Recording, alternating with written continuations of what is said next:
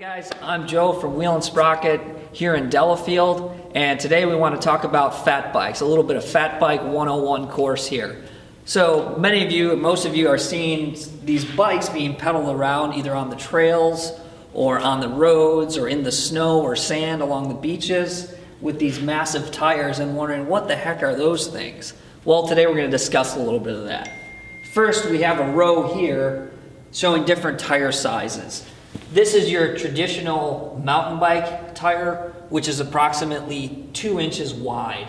You know, does a great job off-road. This is what most of us are used to. Right next to it, we have this 3-inch tire or plus size tire, the next step up. Then over here, we get into the fat bike tires. You have a 4-inch and a 5-inch tire. So this just kind of gives us a frame of reference as far as what we're talking about. So what are these fat bikes? Well, originally these fat bikes were built to be ridden through the snow. Wider tire, more surface area so you don't cut through. Kind of effectively like a snowshoe, you stay closer to the surface and it rolls better.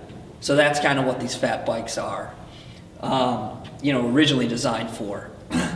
What we found is this larger surface of the tire gives us substantially better traction whether we're in sand, snow, dirt, rocks. It just gives you much more contact patch on the ground, so you're able to pedal over and up things substantially easier than with a smaller 2-inch tire.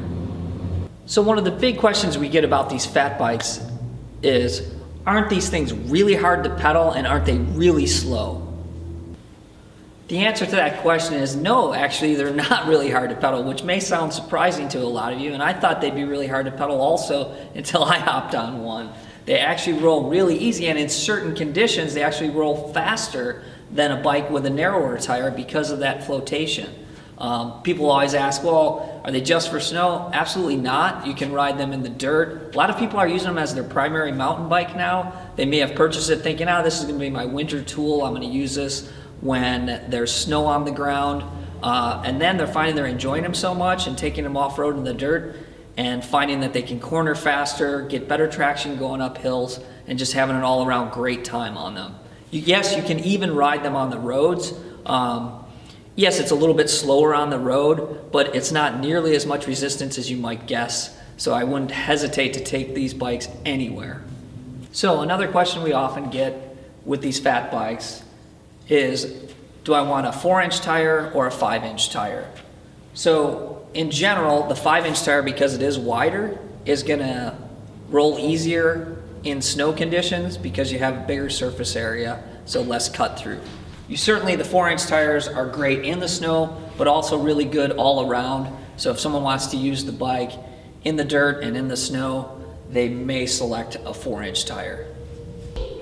So another question that we get is suspension or non-suspension. For the most part, the suspension, just like with a regular mountain bike, is going to improve your comfort, your traction in the corners and on the climbs. But in the winter, most people prefer to ride a fully rigid bike because you don't have to worry about the added maintenance of suspension and snow and salt getting in there and just creating more maintenance issues. We talked briefly at the introduction about these plus size tires. This is a 29 plus from Trek. The plus size tire is not really a true fat bike. Yes, it's going to give you a little bit more stability and float in the snow, but it's not going to do nearly the same as the 4 or 5-inch tire. However, these plus size tires are absolutely phenomenal riding off-road in the dirt. The traction and the stability you get on here is phenomenal and just a blast to ride. And I think you're going to see more and more of this platform being introduced in various models. Thanks for watching our quick Fat Bike 101 video. If you have any additional questions, feel free to hit us up via email or our Fat Bike channel, or give us a call or stop in. Thanks very much.